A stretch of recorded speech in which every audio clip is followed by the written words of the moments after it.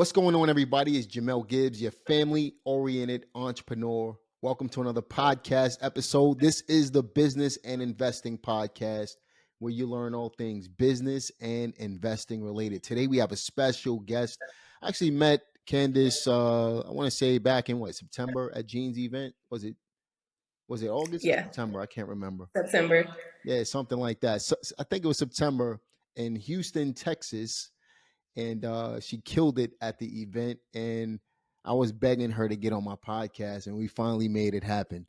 But so she's a real estate attorney, and she has a ton of knowledge in real estate investing in general. I think she's going to be a great resource for you guys to really tap into with what she's doing and reach out to her as well. So we'll talk about some of that on today's podcast on how you can reach out in order to be able to get some legal information regarding your real estate investing business. So there's a couple of things we're going to talk about today. We'll tap into that in just a minute. Before we actually get into that, Candice, why don't you tell everybody a little bit about yourself?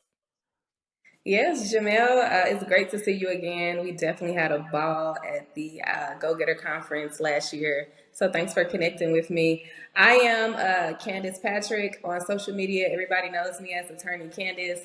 I kind of got a lot of popularity just from doing funky reels and things like that to educate business owners in general about how to properly run their business, how to grow their business, how to protect it, and things like that.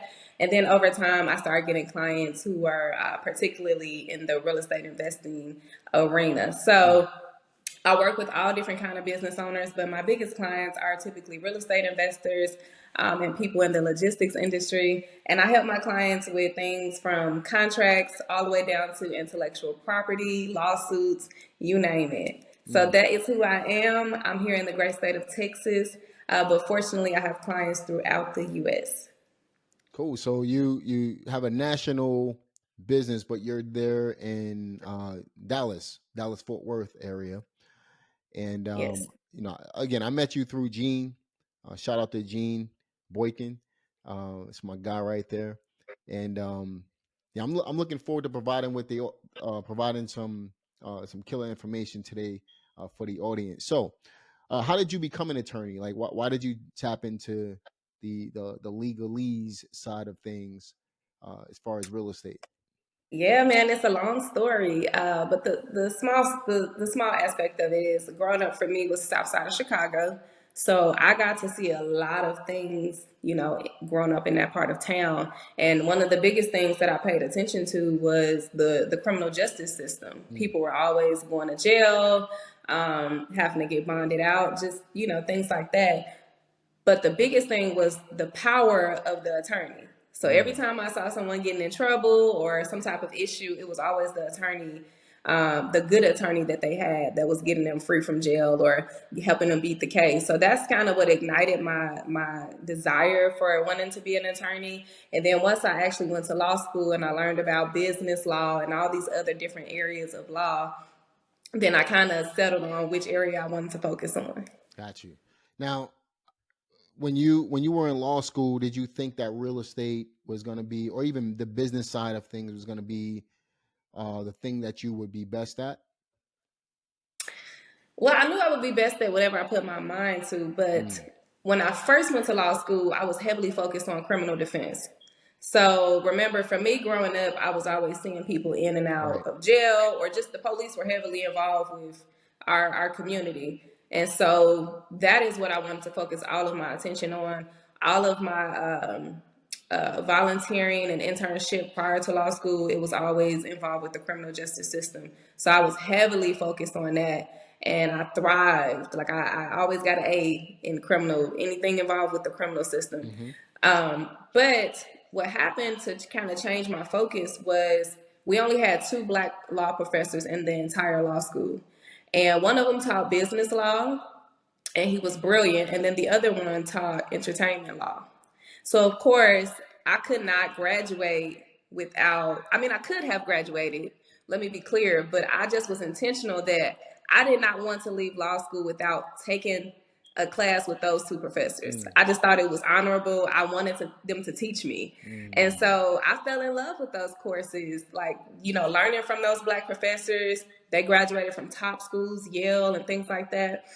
I loved what they taught me, and I kind of fell in love with business law. And then you can't really practice business law without having some kind of knowledge of intellectual property. Mm-hmm. So the entertainment law taught me the intellectual property, and that tied right into the business aspect of things. Got you. Now, did it take a mindset shift for you to, because remember you were considering criminal law at first. Did it take that a mental shift for you to really get comfortable with the business side of things?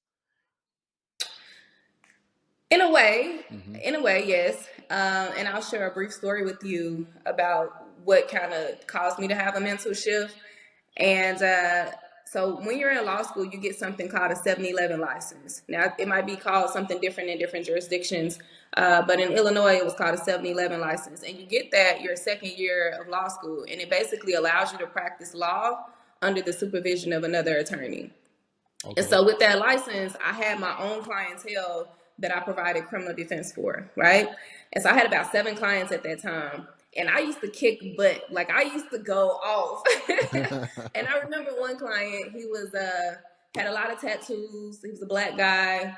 And I remember we had this oral argument in front of the judge. And like, I demolished the state's attorney. It was like, no way they were going to win, right?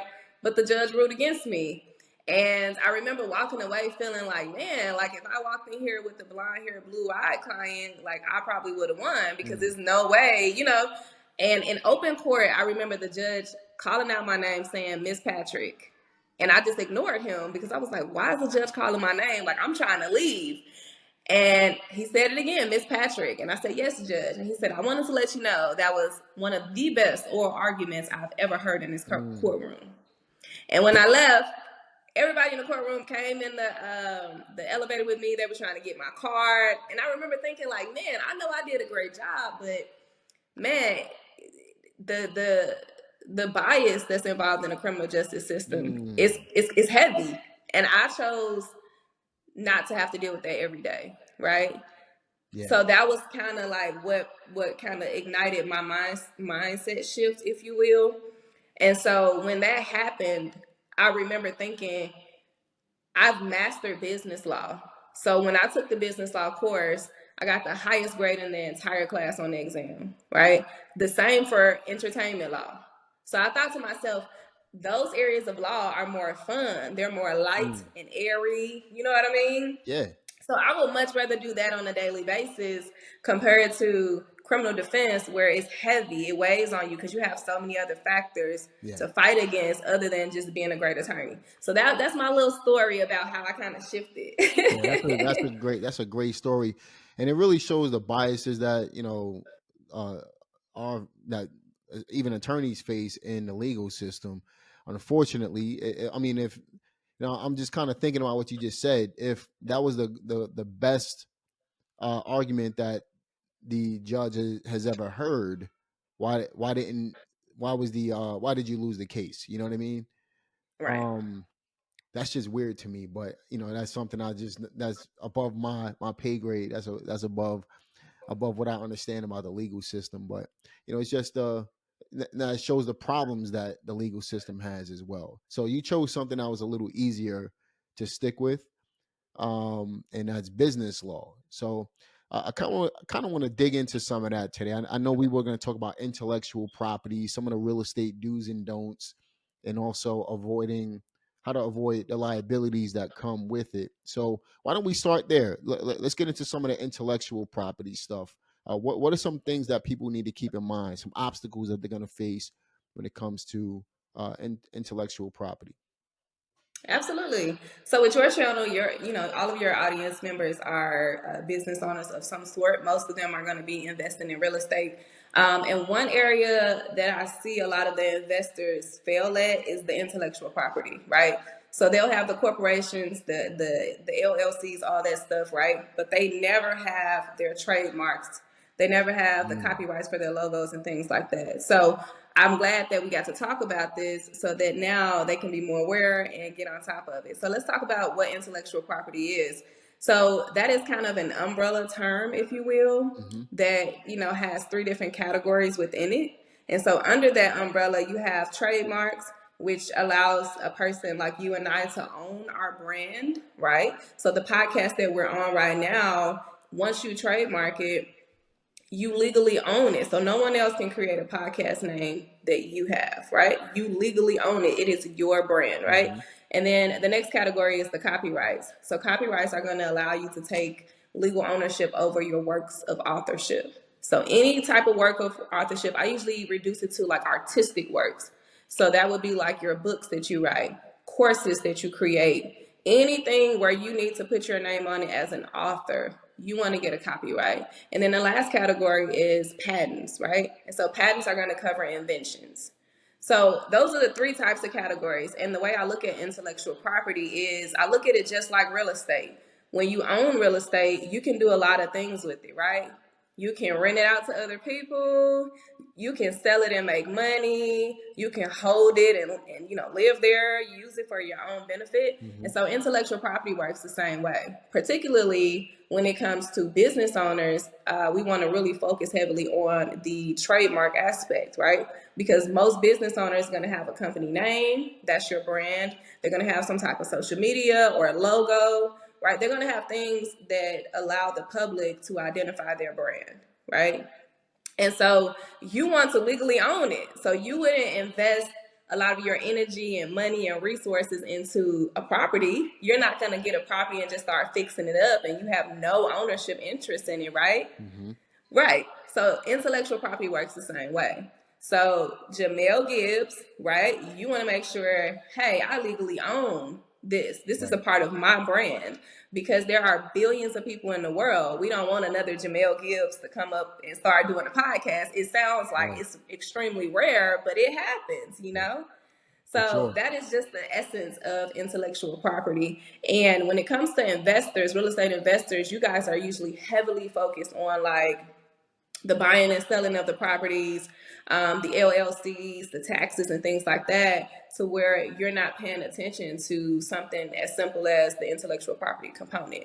But if you guys start treating intellectual property the same way you do real estate, you guys can make some additional money because remember, we can sell our intellectual property. We can also rent it out. Okay. So if you think about like big brands, say for example, Nike, you can bet your bottom dollar. Anytime you see a third party using their logo, they're paying what's called a licensing fee to Nike to use that logo, right? So you can rent out your intellectual property. You can treat it exactly how you do real estate. Yeah, or you'll get a cease and desist. Exactly. A cease and desist. And if you don't listen, we can follow up that by a lawsuit. That's right. That's right. I created a term, hybrid wholesaling, and I started hearing other people start to use it. So that's the first thing I did. I went and got, I went and, you know, uh, basically looked into how I can patent Protect it it. or, protect that name. And that's kind of what we're working on right now. But, people are, people will steal your stuff if you don't do something about it. Absolutely. You know what I mean? And it's just the nature of the beast, right? But because Absolutely. there's nothing original, so to speak. But when there's something original that truly do comes up, people will steal it and make it their own. That's just what it is, right? So, um, and what are some of the obstacles people might face when it comes to the intellectual property side of things? One of the biggest obstacles is, at the inception of them creating their business name or their branding, if you will, because a lot of people in that time period, their creative juices are flowing and they're thinking, hey, I came up with this name, right? But they don't go and do any type of, double checking with an attorney, right? Mm-hmm. So when people are sitting down coming up with their branding, they should say, hey, these are the top 3 names I came up with for my business. Let me go and pay an attorney for an hour of their time to check these names to see if they're available, if Yeah. someone has already trademarked it. Am I going to be infringing on someone else's intellectual property rights by using this, right? So people don't do that. So that's one of the biggest obstacles because people will create a brand, create a social media, they'll start using it, putting content out there, start selling stuff, start making deals, you name it. And then next thing you know, they're either getting a cease and desist from Mm-hmm. another person that owns it, Or they come to an attorney like me and they say, hey, I'm ready to trademark. And they've been using it for, say, 5 years. And then I have to tell them, oh, somebody trademarked that 10 years ago. Yeah, Like, yeah. you know what I mean? So that's one of the biggest obstacles that I see business owners facing when it comes to that. Yeah, and that ties right into, if we're taking it to to the real estate side of things. There's a company out here. It's called Investor. I can't remember the name of the exact company. It's a pretty decent size real estate company, but they own We Buy Ugly Houses, right? And WeBuyUglyHouses.com. So if you use WeBuyUglyHouses.com, or you have a banner sign that says We Buy Ugly Houses, they can force you to take that down because the uh they own the intellectual property to that particular name. So that's what Candice is talking about. You got to be really careful on how you market your business. Now, We Buy Houses is something that I believe they tried to get, but it was so common that they couldn't get it. I can't remember the story on how that actually happened. But the point is, when you own the intellectual property, people can't use it. If they do, they can be sued. You can They can receive a cease and desist to stop using it, and then the person who owns it will own the rights to use it however they want. So super important. And that goes as far as your real estate company's logos, your everything how you market your business. Super important to have the intellectual property aspect tied in with this, so that you can market freely and build a real brand around it. Kind of like what Candace was saying, Nike. You can't. No one can use Nike, the logo or anything, without paying Nike, and that's what you want in your real estate business as well. Is that about right? That's absolutely right. And then another thing that I just thought of when you were talking is people, when they do get to the point of getting the trademark and protecting their brand, they oftentimes only do one class or category, if you will. So Mm-hmm. when it comes to trademarks, there are about 45 different categories. So you only own the trademark in the category in which you get the trademark registration for. Mm-hmm. So let's say, you might get a trademark for real estate services, right? The act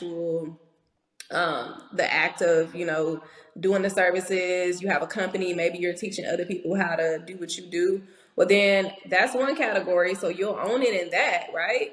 But if you don't have a trademark for, say, a separate category that involves in investing, then you run into some problems. So a Mm. lot of people don't really think that through. Either they're filing the trademarks themselves, or they're just not really doing the due diligence to articulate to their attorney, hey, this is how I intend to use my trademark in the future. Right. Because sometimes you might start off saying, hey, I just want to run my company and provide real estate investing education to people. But then later, next year, you might want to sell real estate investing t-shirts or apparel, right, for your brand. So when you're sitting down with your attorney, get an attorney, a trademark, somebody that knows trademark law. And when you're talking to them, let them know, hey, maybe next year I might expand my brand and start doing clothing and apparel, or I might start doing this, and this. And then they can let you know, hey, well, that's going to entail 3 other categories. So Mm. maybe we need to start planning for your investment to also trademark in those categories. Got it. Got it. Totally understand.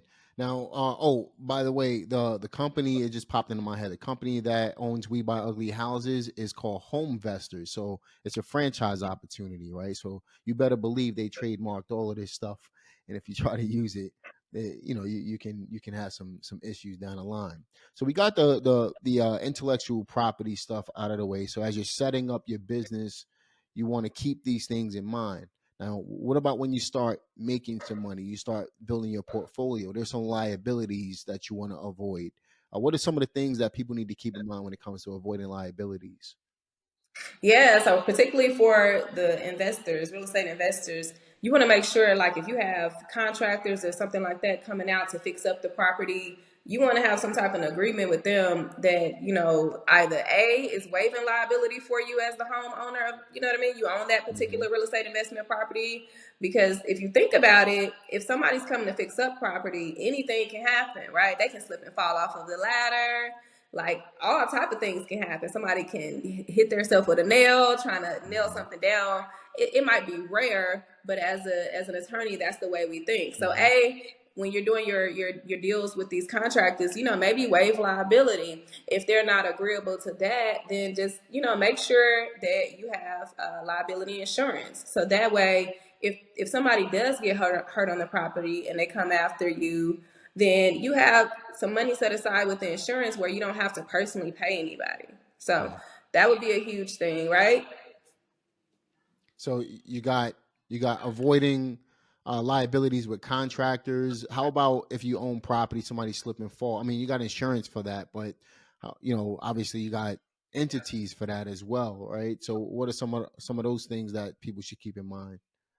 Absolutely. So when it comes to like having, visitors over on the property and people slipping and fall, it's a whole plethora of things that we consider under the law. So for example, like open and obvious, is it some type of hole or something that they should have saw that, you know what I mean? Or was it something that was maybe covered up by a rug and you should have warned them, right? So you kind of just have to be aware of your property and know, hey, if the rail for the stairs is weak or broken, let me put up a sign to put people on notice that the rail to the stairs is broken, so don't grab it.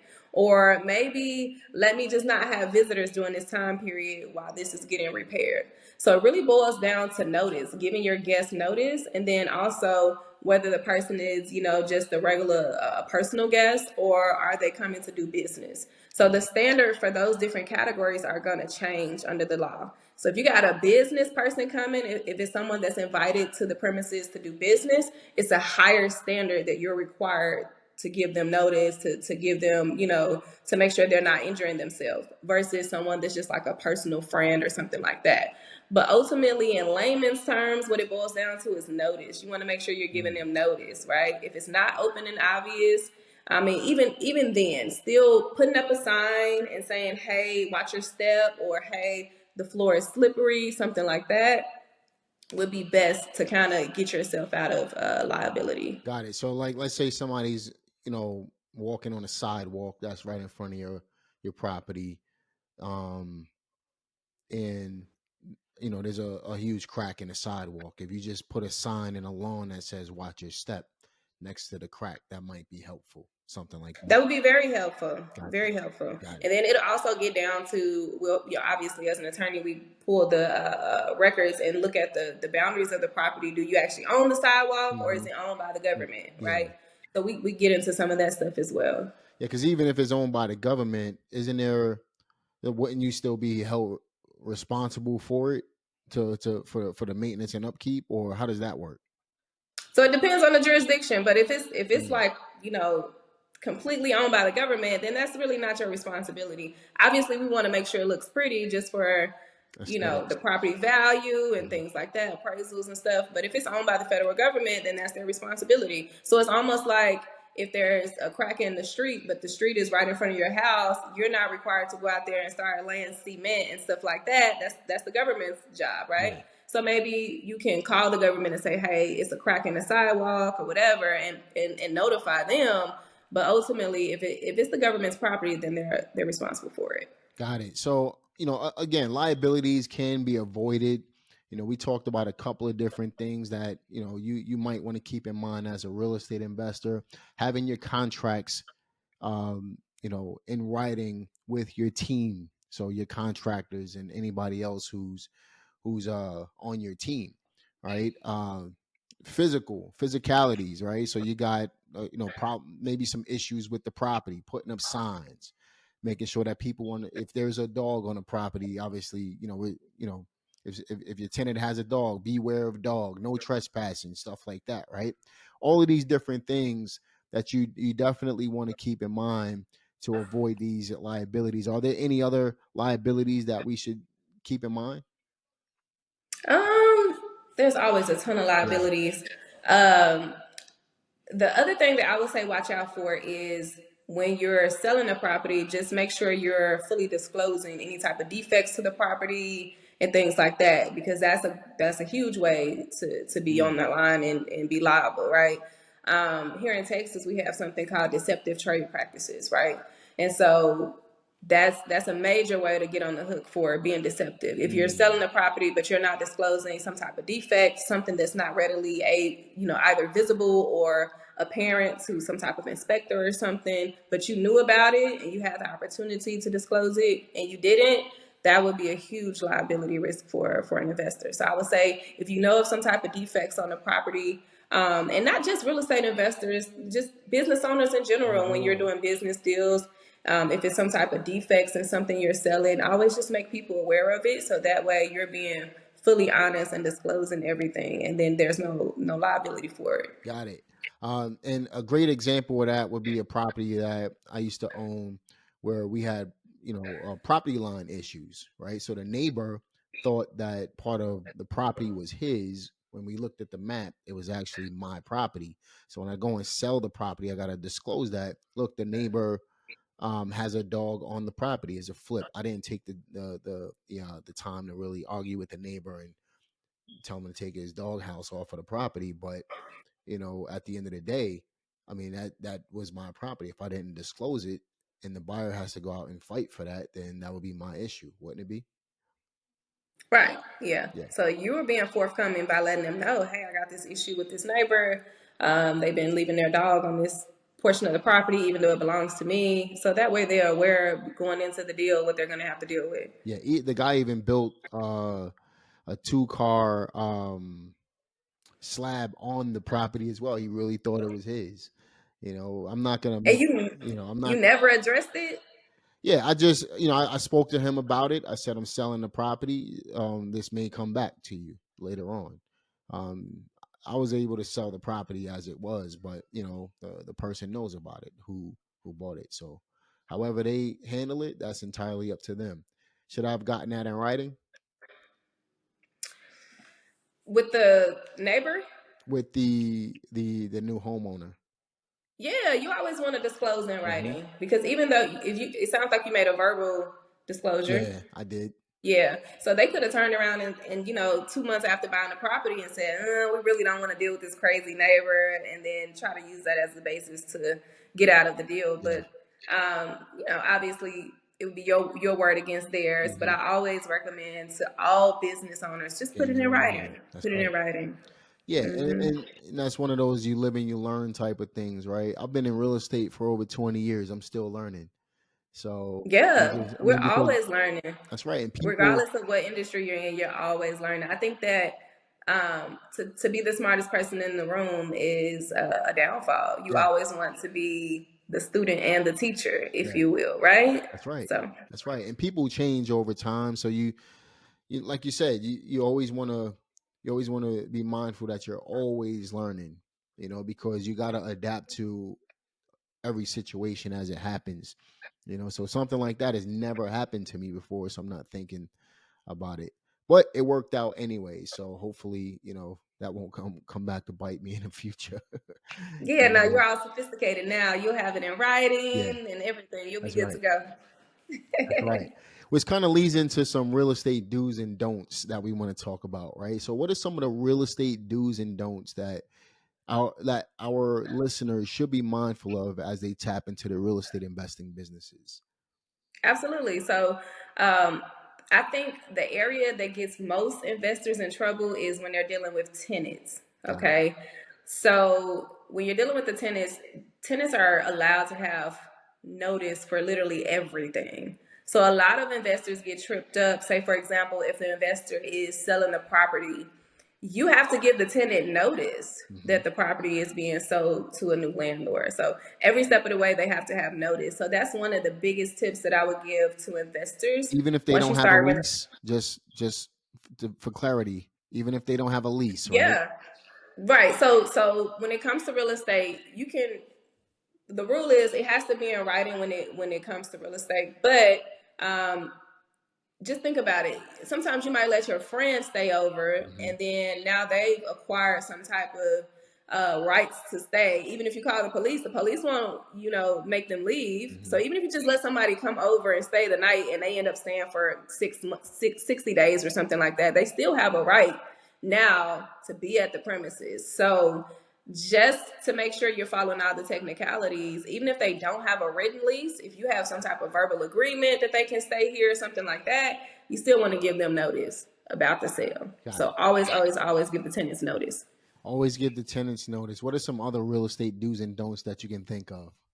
Yeah, so um, investors usually when they're doing like if you have a rowdy tenant, if you will, a lot of investors would do what's called a cash for keys deal Mm-hmm. with the tenant. Mm-hmm.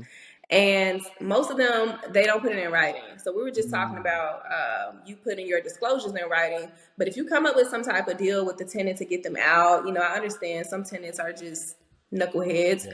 But if you say, hey, I'm going to give you $500 and you'll be out in 30 days, do not trust the tenant to honor their word, right? Do not trust them. Right. They'll keep the 500 and still stay there, and then you be the one on the hook for violating the law for trying to, you know, evict them, right? Mm-hmm. So in those type of situations, put it in writing. And then always go and consult with the lawyer first to make sure that when you are putting it in writing, that you're using the right trigger, the right key terms and things like that to protect you under the law. So that's another tip. Have you had any experience in that area Yeah, with not the cash for well. keys? I've had a ton of tenants, but I always get that in writing. I remember one situation where I bought a property about 30 minutes from here, and it was in a smaller city, and the property it was a property on Fleetwood Drive. Now we shared three houses shared a dirt road leading up into where the properties were. So there was I forget the type of agreement's name that we had in order to keep the drive through into the properties neat and clean, and everybody's maintaining it. I think it was a maintenance agreement or something like that. We called it. There was another name for it. It's not coming to mind right now. But I remember um, because and I didn't look into this before I bought the property. I buy properties distressed, so I'm not necessarily looking at everything that's tied to the property.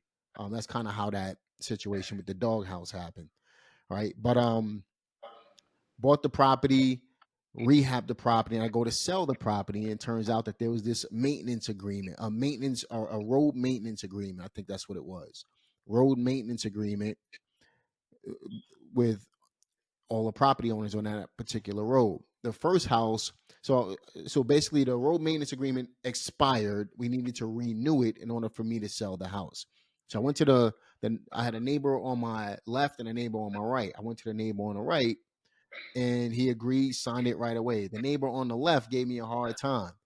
So I offered him $1,000 just to sign just to sign the maintenance agreement.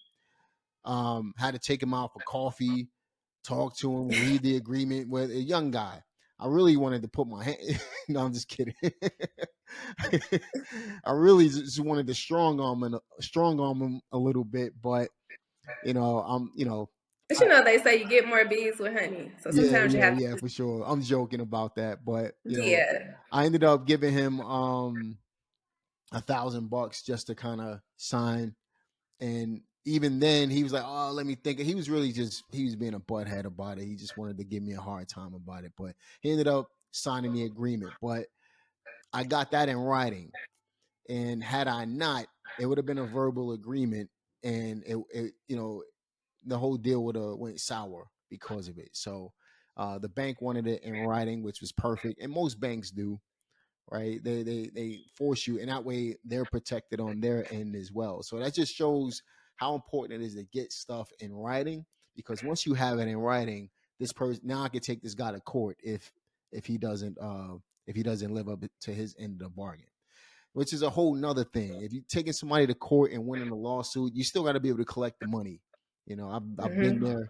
I've been there as well. I've taken contractors to court, and the contractor didn't have anything, at the end of the day. And now, I'm stuck with the bill, but, Yeah, you and know, not just the that aspect of the lawsuit is that it's cheaper to get it in writing versus paying an that's attorney, right. right? So then you got to pay an attorney $10,000 just to Yep. go and sue someone who may or may not have the money. Which, by the way, you guys probably should research before you file the That's lawsuit right. to see if they got some money, right? Yep. That's right. That's right. But yeah, So This that was a contractor, good example. he had some properties he owned. He had like his cars, his business cars and stuff under the business. So that's kind of what we had to go after he didn't want to up the money.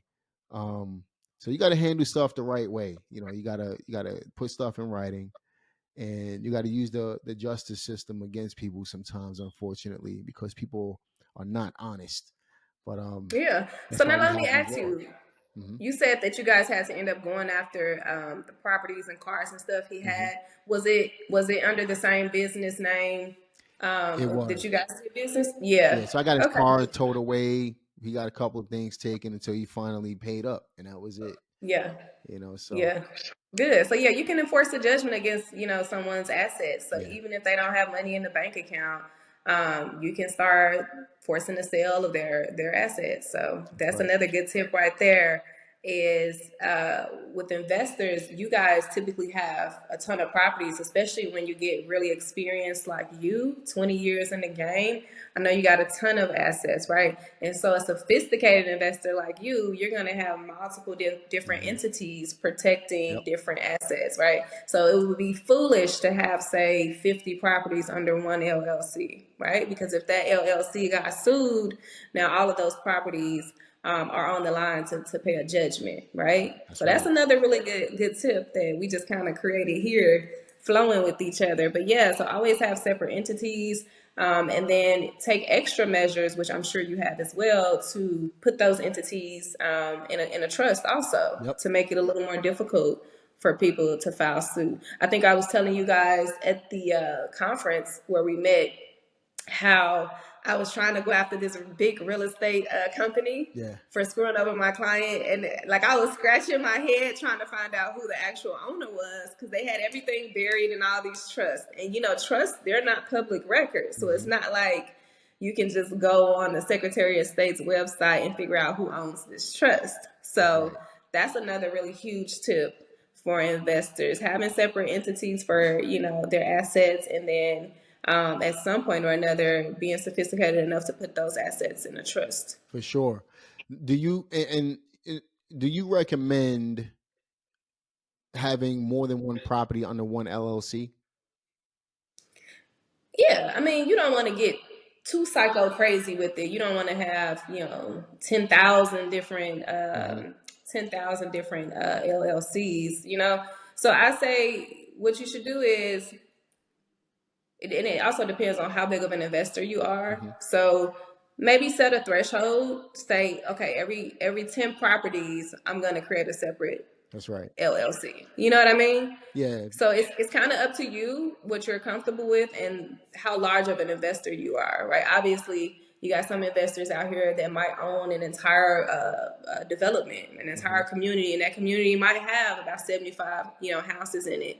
So then that obviously can be one corporation or one Yeah. LLC. You don't want to go and every house in the development has a different LLC. That'd be kind of silly.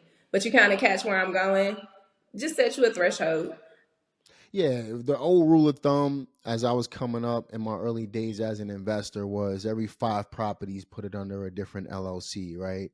But then I became a firm believer in trust as well. So really, if you're using your LLC as a PR for your trust to represent the trust, you really only need one LLC. But at the end of the day, you can have a different trust for each property. Would you agree with Mm-hmm. something like that setup, or how would you do it differently?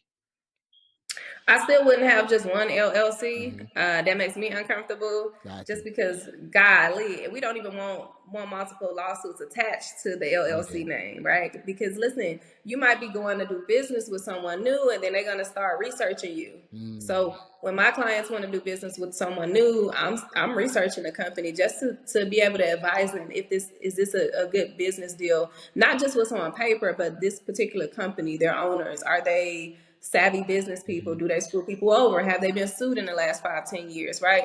So even though logically speaking, it can work that way, having one LLC and multiple different trusts.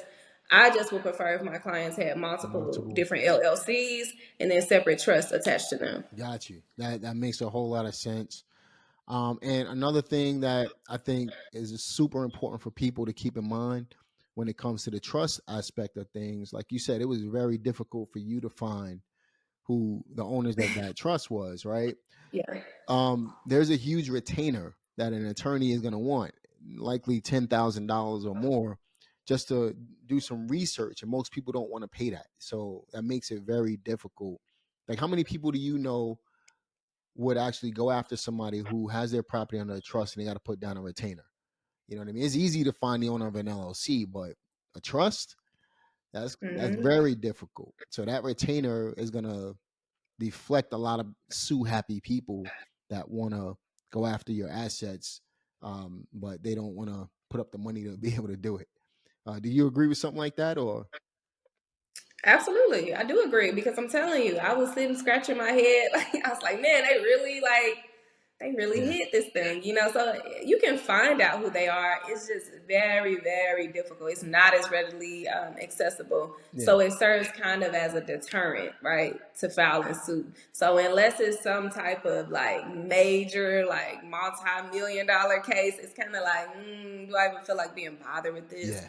So it's more so a deterrent. It won't. It's not going to save you from all lawsuits, of course, but it's more of a deterrent, and that's what we want. We kind of want to deter people from filing lawsuit. Of course, we're going to be doing good business practices, but also we just want to put up some blockages to say Right. no, it's not going to be as easy to find me or sue me. And a lot of So it, I definitely agree. a lot of it is also, when you put your properties under a trust, you don't necessarily have to, like, a trust is not a, it's not a public document, so you don't necessarily have to file it down at the courthouse. So it's like I could set up a trust right now, put the paperwork in my file cabinet. You got to figure it out, right? So that's what Hmm. makes it difficult for the attorney to really find out who's behind that trust, who the beneficiaries are, because um, and that's why it costs so much money to be able to get you know get this research done, and that's why a lot of people steer themselves away from it. So that's why I'm a firm believer. And if you're going to hold properties, the trust factor is huge.